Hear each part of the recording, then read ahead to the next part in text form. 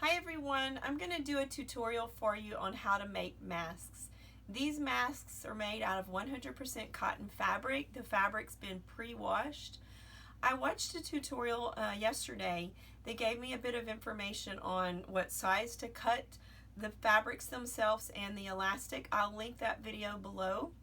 We're going to use our serger and our sewing machine to create our masks. I hope it's going to be helpful for you and I hope you enjoy the tutorial.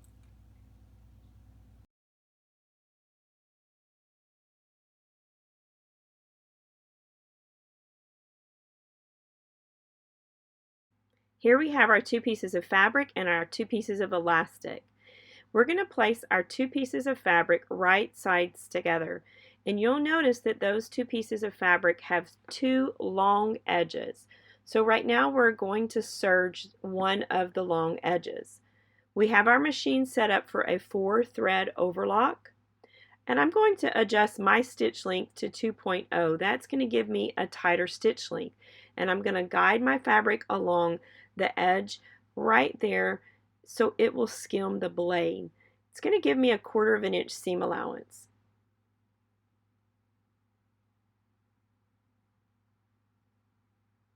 Once we've finished that first long edge, then we'll rotate our fabric and we'll stitch the opposite long edge.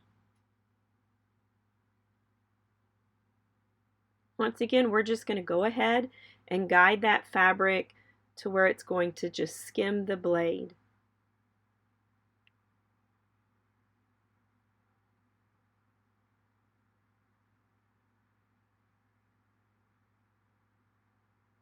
So now we've finished both of our long edges, so those are serged and finished very nicely.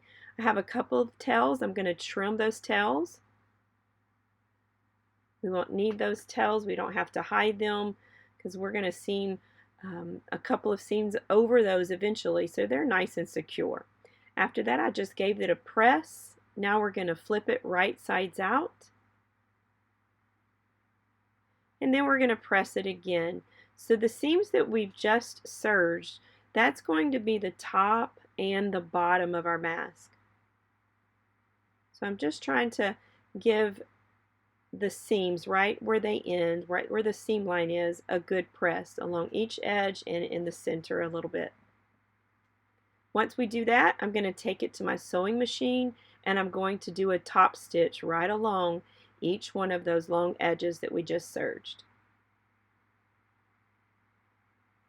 That's going to give it a little extra security, and I thought that would be a really good thing for this project. So there we have our top stitching at the top and at the bottom long edge. Now we're going to mark our pins. These pins that we're placing in there are measured from the top edge of the mask. So we're going to place a pin 3/4 of an inch down first, and then from that first pin I'm measuring down 1.5 inch, and then I placed another pin in. And from the second pin, I once again measured 1.5 inch and placed that last pin, that third pin in place. This is going to be a guideline for us to fold over and create our pleats. So now I'm folding it along that first pin. Once I fold it, then I'm going to lay it down towards the bottom edge of the fabric. And it ends up being about a scant 1/2 inch fold over. I'm just kind of showing you with my measuring ruler, about 1/2 of an inch there. Now if you're not exact there, don't worry too much about it. It'll be okay. But this is just kind of a guideline for you. So once again, I'm going to fold along where that second pin is. I'll fold it in half and then fold it over towards the bottom of the mask. Just giving it a little measure with my ruler once again. It's approximately 1/2 of an inch, give or take just a little bit. And then I'm just removing the pin to where it's going to pin all of the layers with the pleat included. So this will be our last pleat. Folding it along the pin and folding it down towards the bottom. So I treated the edge that I measured from the top 3/4 in, I'm saying that's the top. It could actually be the bottom, but I'm going to refer to it as the top each time. So now we're going to go ahead and go to the opposite edge of the mask. This is now the short edges. These are the sides of our mask.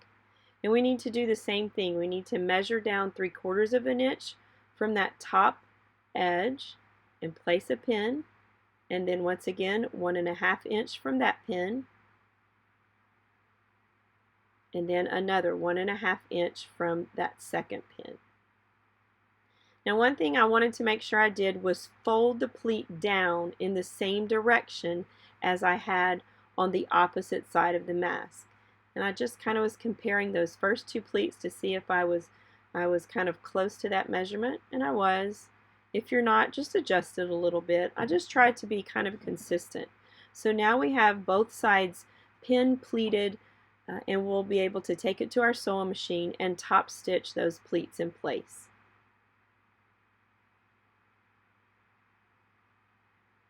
So I have my machine set up for a straight stitch. I am using cotton thread.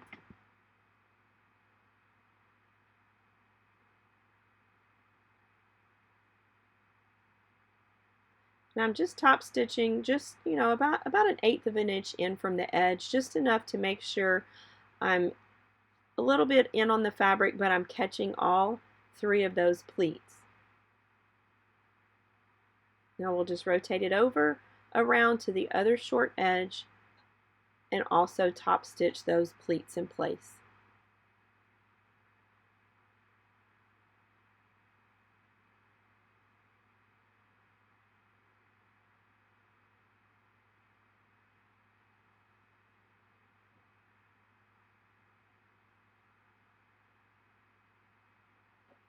All right, so we've got those secured. Now we're going to grab our elastic. So here's one of our pieces of elastic. We're going to place it wherever you choose to place the elastic. That's going to be the wrong side of your mask. So notice that I'm laying the elastic in kind of at an angle. So I've just angled the end of the elastic off of one corner, and make sure you don't twist your elastic. So keep your elastic straight, kind of bring your fingers around and get to the opposite corner. And again, I've just placed it a little bit of at an angle and then pin that in place. I'm going to do the same thing to the opposite side of the mask.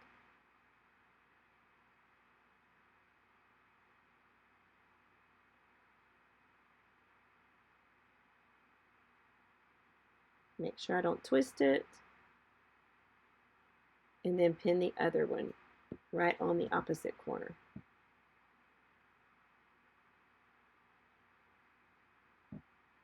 All right, so now that we have our elastic pinned in place, we're going to stitch that down.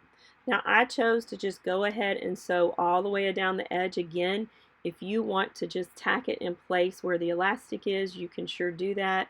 I just chose to just go ahead and stitch all the way down. I figured it would definitely wouldn't hurt. It would definitely give more security in the mask, so it wasn't, I thought it was just kind of easy for me to just go all the way down. And you'll notice that I'm just doing a reverse tack to give just a little extra security to where those elastic tails are attached. And we'll want to make sure we do that to the opposite side. It's a little bulky, so make sure when you start stitching your elastic down that you have your presser foot, on the fabric, just in front of the elastic, just a little bit above where you're going to start stitching that elastic.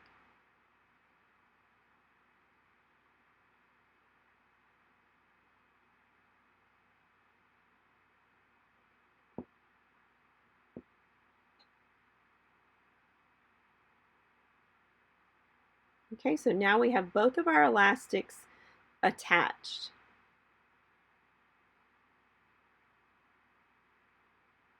Now I'm going to go back to my serger. I love my serger. My serger gives such a nice finished edge, and it's just so easy. So here, once again, I still have the serger set up for a 4-thread overlock, and I'm going to serge down. I want to allow the right edges of the fabric to just skim the blade like we did previously when we were serging our long edges together. So we're just serging a finishing stitch. It also gives another another stitch on those elastic tails, so again we're putting more security into that elastic. So again, we now have a nice finished edge on the side, and we'll do that same step to the opposite side. And you'll also notice that when I'm serging, I like to look at the elastic.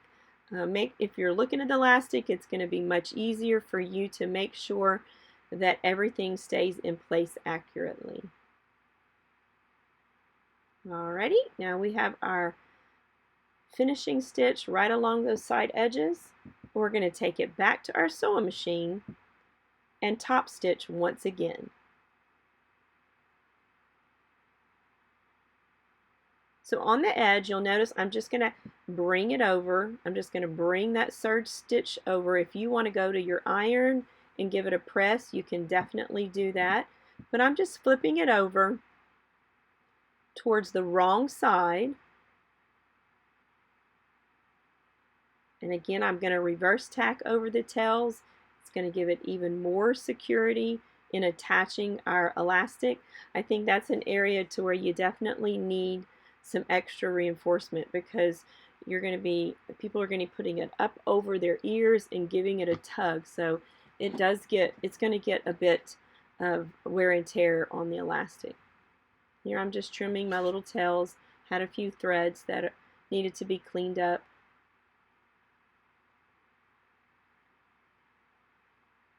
And now we're going to do the same thing to the opposite side.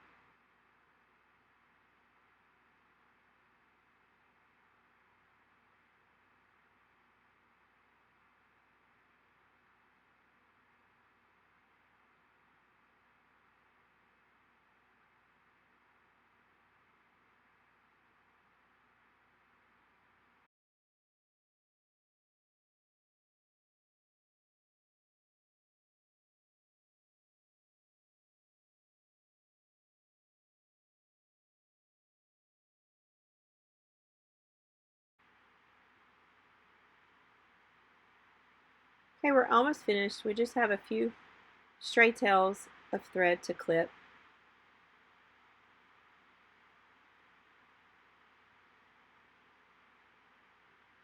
So very easy to put together. I actually cut out quite a few at one time, so I just assembly lined the different steps for the masks, so they go together pretty quickly.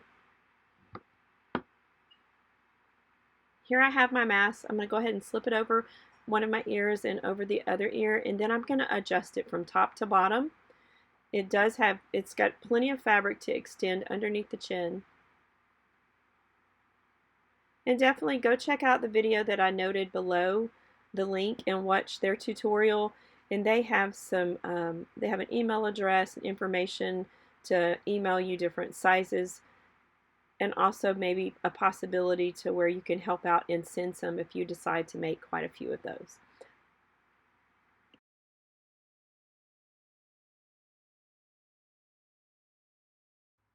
I hope this tutorial was helpful for you. Please click that like button and don't forget to subscribe. I'm going to have my Facebook group, my Instagram, and my YouTube channel noted here at the end. So definitely pop over there, like, join, subscribe, and hopefully I will see you next time on the next tutorial.